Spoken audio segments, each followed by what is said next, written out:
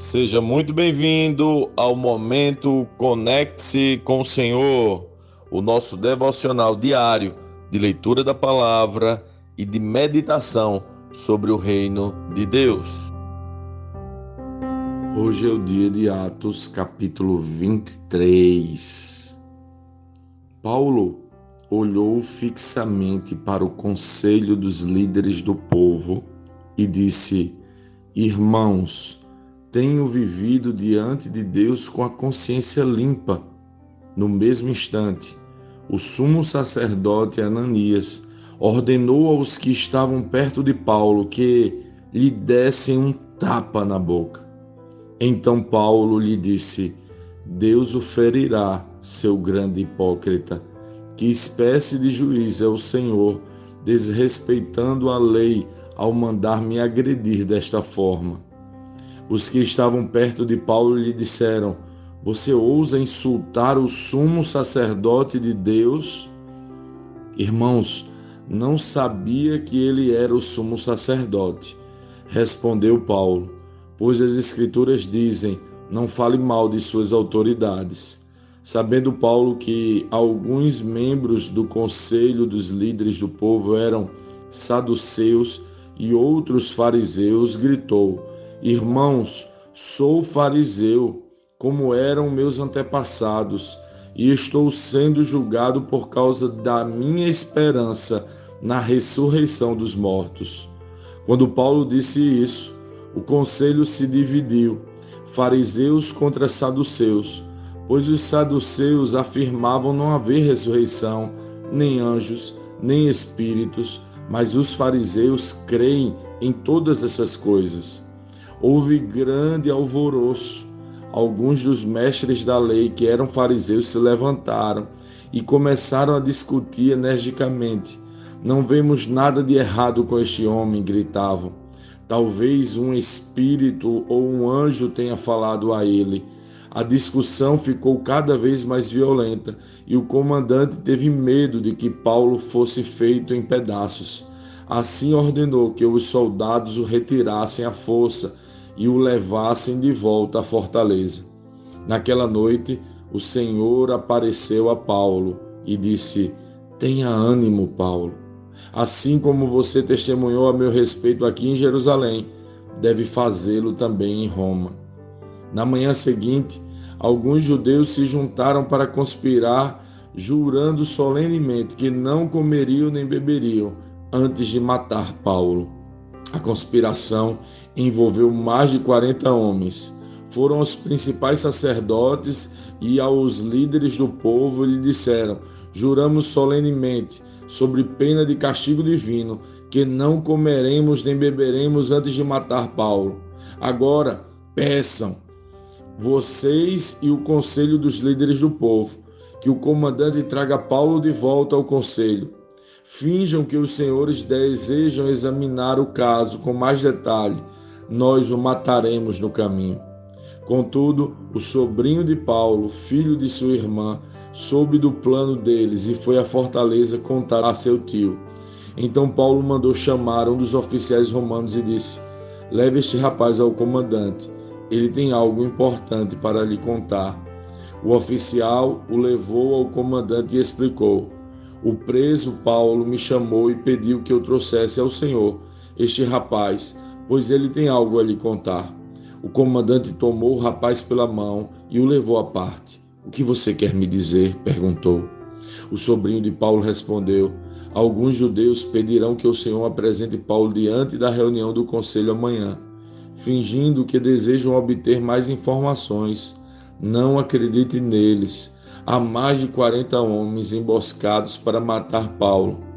Juraram solenemente, sob pena de castigo divino, que não comeriam nem beberiam antes de matá-lo.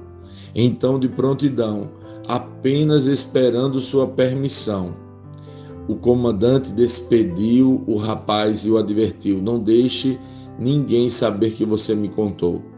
Então o comandante chamou 2 de seus oficiais e ordenou: Preparem 200 soldados para partir a Cesareia hoje, às 9 da noite. Levem também 200 lanceiros e 70 soldados a cavalo. providenciem um cavalo para Paulo e levem-no em segurança ao governador Félix. Em seguida, escreveu a seguinte carta ao governador: de Cláudio Lisias ao excelentíssimo governador Félix. Saudações. Este homem foi capturado por alguns judeus que estavam prestes a matá-lo, quando cheguei com meus soldados. Ao ser informado de que ele era cidadão romano, transferi-o para um lugar seguro. Então levei-o diante do Conselho Supremo dos Judeus para investigar o motivo das acusações. Não demorei a descobrir que ele era acusado de algo relacionado à lei religiosa. Sem dúvida, nada que justificasse a pena de morte ou mesmo a prisão. Fui informado, porém, de uma conspiração para matá-lo e enviei-o de imediato ao Senhor. Também informei aos acusadores que devem apresentar suas denúncias diante do Senhor. Naquela noite, os soldados cumpriram as ordens que haviam recebido e levaram Paulo até Antipatrite. Voltaram à fortaleza na manhã seguinte, enquanto a cavalaria prosseguiu com ele. Quando chegaram a Cesareia, apresentaram Paulo e a carta ao governador Félix. O governador leu a carta e perguntou a Paulo de que província ele era. Da Cilícia, respondeu Paulo. Ouvirei seu caso pessoalmente quando seus acusadores chegarem, disse o governador. Em seguida, ordenou que fosse Paulo mantido na prisão do palácio que Herodes havia construído.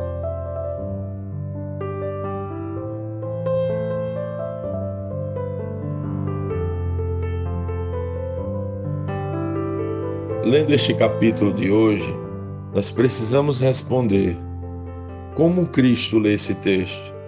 O que aprendemos nele? E que aplicações práticas esse texto deve trazer para as nossas vidas?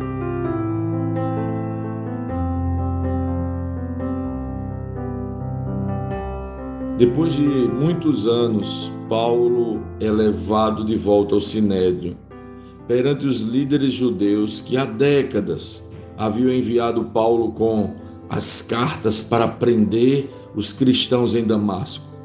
No capítulo anterior, Paulo menciona que eles mesmos eram testemunhas do zelo de Paulo quanto a obedecer ao Senhor e às leis judaicas, mas agora eram seus algozes. Entre estes líderes, o maior, chamado sumo sacerdote, tinha por nome Ananias. Depois de tantos anos açoitado, ferido e machucado, Paulo não o reconhece. E após levar um tapa na boca, fala contra Ananias, mas logo se retrata, pois alguém sinaliza que este Ananias era o sumo sacerdote. Mesmo naquela condição tenebrosa, Paulo respeita a autoridade daquele Ananias e pede perdão. E este que era sumo sacerdote, muito provavelmente conhecia Paulo. Se considerarmos o testemunho do próprio Paulo, quando diz que os líderes judeus eram testemunhas de sua vida de dedicação a Deus e à lei de Moisés, vamos entender que Paulo e Ananias, muito possivelmente, já haviam se encontrado antes. Mas agora, Paulo estava diferente. O jovem talentoso que cresceria e provavelmente ocuparia uma daquelas cadeiras do Sinédrio, agora era um velho que tinha trocado uma posição confortável de coadjuvante entre os líderes do povo judeu por uma posição de protagonismo na prisão. O protagonismo de Paulo na prisão é tão relevante que 40 homens fazem jejum com o propósito de matá-lo. Olha que coisa absurda. Uma multidão pede sua morte e o comandante precisa enviá-lo ao governador. Com feridas, machucado, rejeitado pelos seus antigos amigos, Paulo vai de cela em cela, seguindo o caminho que o próprio Senhor Jesus confirmou a ele. Uma dúvida certamente ficou na cabeça dos antigos colegas de Sinédrio. alguns certamente da mesma escola de Gamaliel. A dúvida era: por quê? Porque Paulo trocou o conforto do sinédrio pela cela. Você trocaria? Você trocaria a cadeira de destaque e o conforto de viver como um príncipe por algumas algemas naquela cela fria? Paulo fez isso por Jesus, pelo Evangelho e porque cria no escândalo da ressurreição. Você trocaria? Você aceitaria as algemas? Você concordaria com a cela? Você permitiria a humilhação? Paulo havia encontrado um tesouro tão precioso que a cela lhe caía melhor para ele do que o sinédrio. E para nós? Não é estranho pensar que o evangelho que Paulo cria o fez abandonar o conforto pela cela, e o evangelho que ouvimos hoje propõe abandonar a cela e receber o conforto? Você me entende? Parece a mim, no mínimo, incoerente. Jesus aparece para Paulo, não promete livramento e conforto, promete cela. Importa que você testemunhe em Roma, como fez em Jerusalém. A impressão que tenho é que, se alguns pregadores recebessem uma palavra dessas do próprio Jesus, o repreenderiam. O que você faria? Paulo cumpriu o seu propósito e viu maior virtude na cela por causa de Cristo. E você? Onde você enxerga maior valor?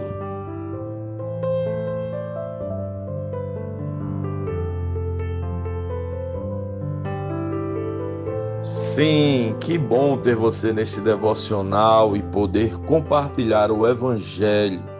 Mas, como sempre dizemos, o texto de hoje, o texto de cada dia, tem muito mais para oferecer, muito mesmo. Nosso objetivo aqui é te influenciar a parar um pouco e ler o texto bíblico, pois acreditamos que 5 minutos de vida na palavra podem transformar completamente uma vida. Que Deus te abençoe. Leia, medite, comente, pergunte e adore o Senhor no seu lugar secreto. Conecte-se com o Senhor.